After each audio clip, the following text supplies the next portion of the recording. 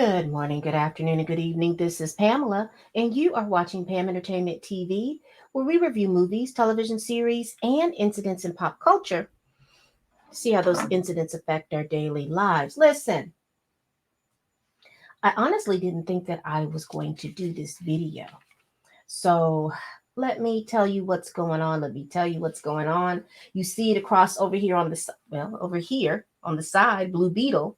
I'm going to review this. I took my nephew to see this. I had no intentions or high hopes for this movie. I don't know a thing. And when I tell you I don't know a thing, I mean I do not know a thing about Blue Beetle. Um, let me restate that. I don't know enough about Blue Beetle that I cared a whole lot about Blue Beetle. I watched a DC comic on a DC Teen Titan show on HBO Max where they had Blue Beetle on there as a addition to Starfire and Robin and the little animal guy and Cyborg. You know, they had them all as teens, and he was part of the group.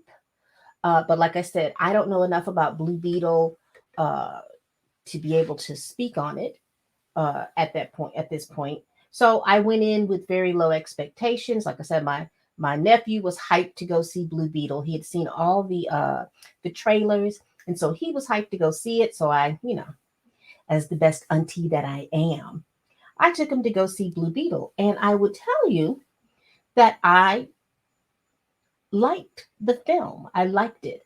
I did not have there because I don't know enough about Blue Beetle to compare it to what it is in the comics or anything like that. I'm just going to go with this review to tell you the things that I saw, the insights that I had, and why I like it as someone who doesn't know anything about Blue Beetle. I know that there's a lot of movie critics who have so much insight on it, but I wanted to come from my standpoint, my position, from someone who didn't, and the things that I saw, some of the themes or plots and things like that that I saw that were really interesting, or what were I had questions about. So let me get my phone real quick. I want to read the synopsis that they have for this movie so we can be clear about what we're talking about. Don't have the glasses with the tape on it today. They're somewhere in the house. So we're going to use what we got. All right, it says an alien scarab chooses college graduate Jaime Reyes to be its symbiotic host, bestowing the teenager with a suit of armor that's capable of extraordinary and unpredictable powers, forever changing his destiny as he becomes a superhero known as Blue Beetle. Now,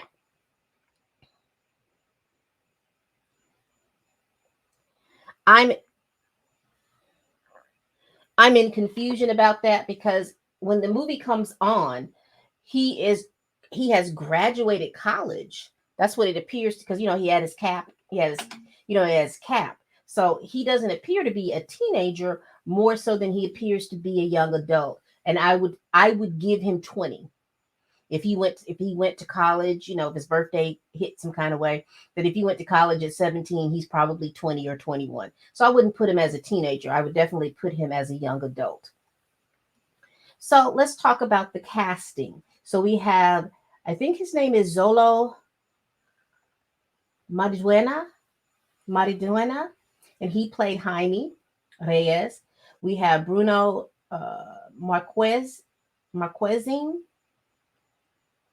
Is that Bruna? Bruna. And she was Jenny Cord. We had Becky G, and she was the voice of the Scarab, which is Kajja. Then we had the dad, who was played by Damien Alcazar. We have George Lopez playing Uncle Rudy. We have Adriana Barraza. She played Nana. We have Belissa Escobedo, played Milagro. She was funny to me. We had Elpida Carrillo, and she played the mom. And then we had Susan Sarandon. She played Victoria Cord. And we have Raul Trujillo playing Carapax. And he was the bad guy. Him and Victoria were the bad guys. All right. So basically, we have this young man, and I'm not trying to spoil it. Spoil it. This is a spoiler, minor spoilers, because there was just some things that were going on. The overall visual look of the movie, I enjoyed it. I am a purple. My favorite colors are orange, and my second favorite color is purple. So I enjoyed the color palette. I enjoyed. It gave me a tropical feel. The city that they were in gave me a tropical but metropolis, Palmyra. When you saw the view from when as it come on, it reminded you how Dubai has those man-made islands. You saw some of the little fronds or something out there in the water. That's what that reminded me of. So visually, I thought it was pleasing. I enjoyed. Here's the things that resonated with me. Um, like I said, I enjoyed the look. Now I was confused about Jenny Cord and her relationship to Victoria. That relationship, I was confused, and then I found out that Victoria was her aunt, that her father had married a woman from Brazil, and her mother had passed away, and her father had gone missing. So I understand now that she's a rich kid, but she her and her aunt Victoria didn't see eye to eye. So I understood that part. All right. Let's talk about Jaime and his family. One of the things that resonated to me, and it kind of mirrored a little bit of my life, was the importance of family, and particularly the multi-generational family. You had the grandmother, the mother, the father, the children, the uncle. They all lived in the same home. They all got along. There was not this how in today's society it's like families are separated. And what I mean is, you got one family that lives over here, and then you got you got family that lives two cities over. We don't have it's not common in America to have multi-generational families living with you. So having grandma come and live with you, instead of putting it's in America is put grandma in the nursing home, and I'm not going to be worried about grandma and stuff like that. And you will find that as grandma gets older, there's two and three birds can be killed with one stone.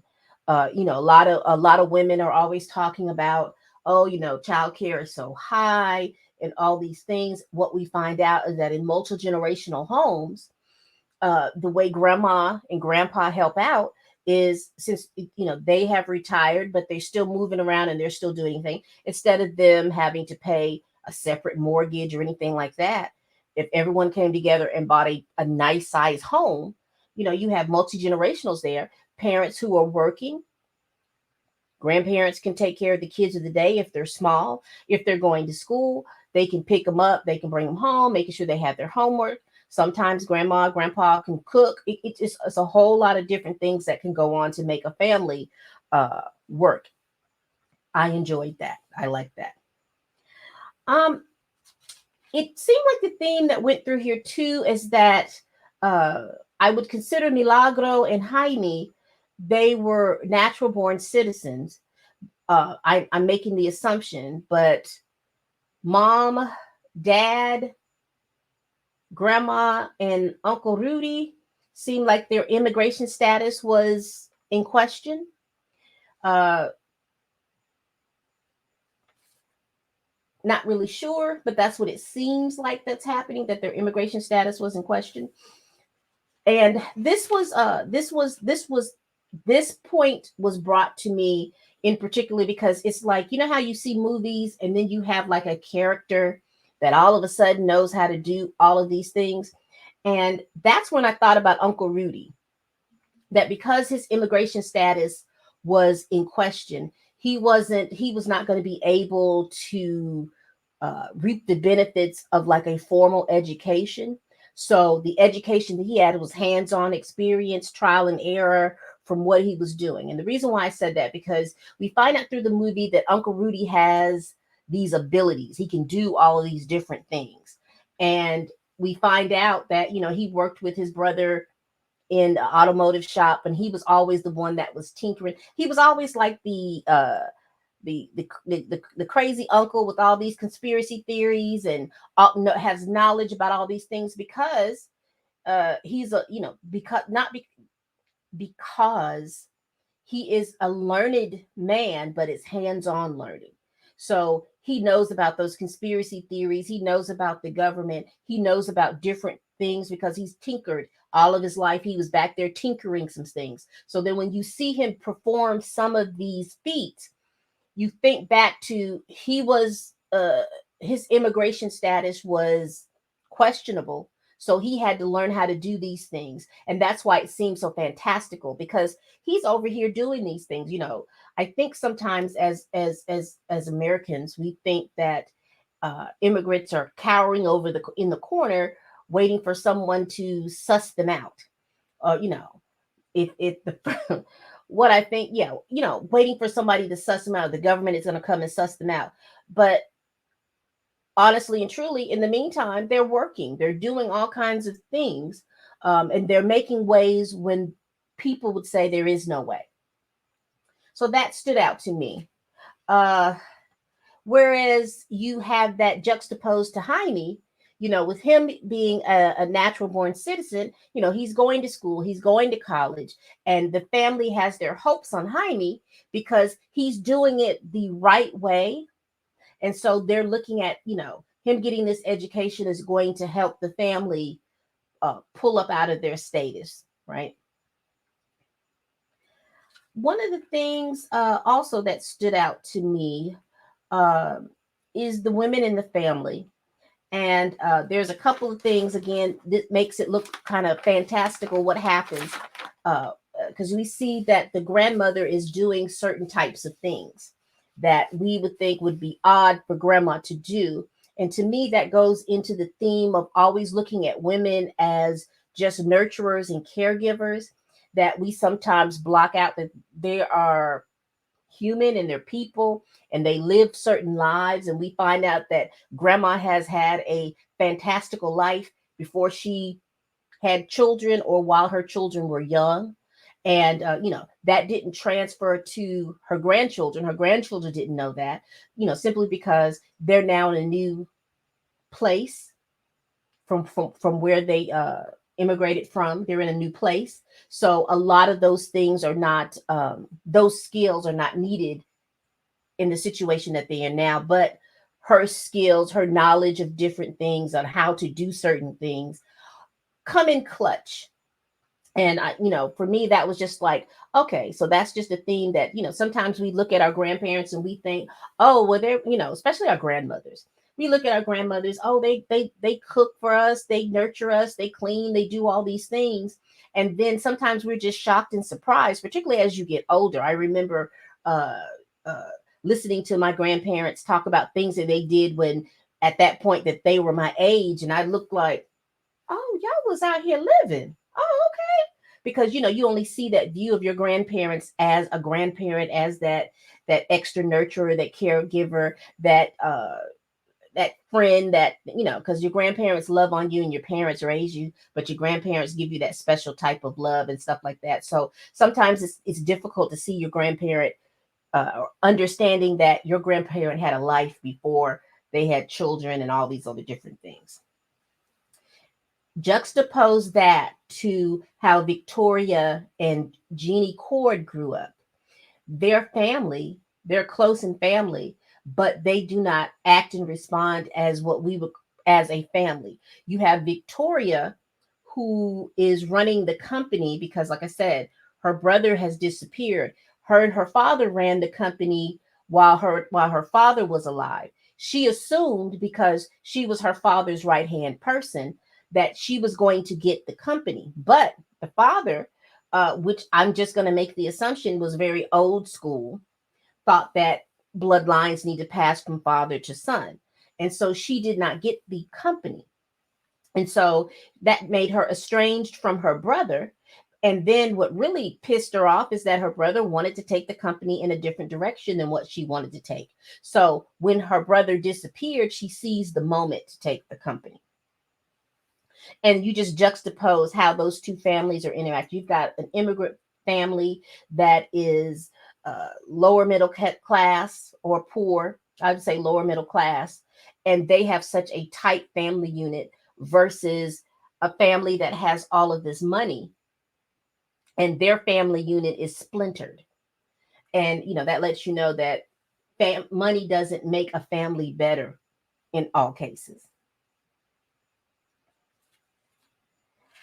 Also, just to talk about the disparity of the haves and the have-nots. Let's see. I think we talked about that. All right.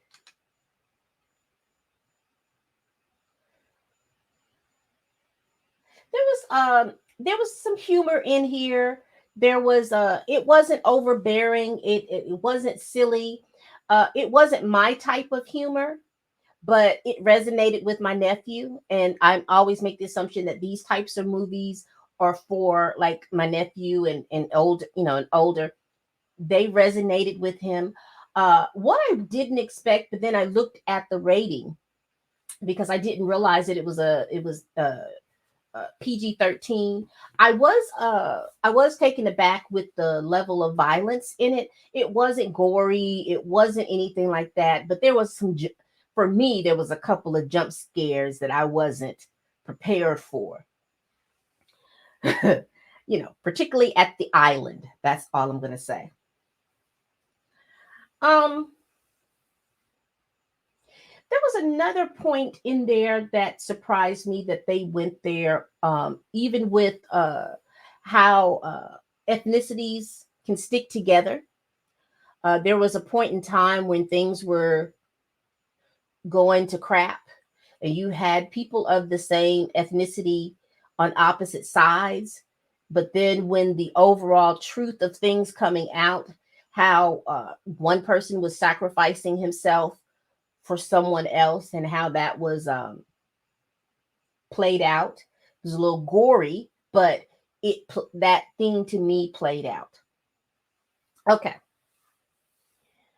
So those are the things that stood out to me. Now let's just talk about the movie, for instance. So we have so basically the story of Blue Bee. You have Jaime. He gets involved. He gets this scarab, and then this scarab chooses him. They meld together in a symbiotic relationship, and so now they have within one body dual minds. So you have the scarab now needs the host to survive, and the host now needs the scarab to survive. And so you have this montage of Jaime trying to learn how to get along with the scarab, and the scarab learning about Jaime, and these two entities merging together to come as one to do the right thing. So each one of them is influencing each other, uh, so they can live like this. And I know I sound like I'm all over the place because I'm trying to explain this without spoiling the whole thing. I did enjoy in the process of them merging. I did enjoy uh, the systems check. That was funny to me. Uh, I enjoyed that, and it made it seem real to me because, first of all, if something is merged all up in me, in my body, I'm freaking out. I know I'm freaking out, and I did enjoy his freak out. Um, I think for me, it was believable. His freak out was believable. Now the reactions of his family, I don't know. But we do see that the family has some loss. And again, going back to grandparents and moms and things like that, the strength of those women and how they can guide a family through something, um, through a tragic loss, and how they're being strong for the family when the family wants to just break. Each member wants to break down. I think that I did enjoy how Grandma Nana uh, rallied the family together, making sure that they were under one cause, one goal uh, within this whole process. All right, that's okay.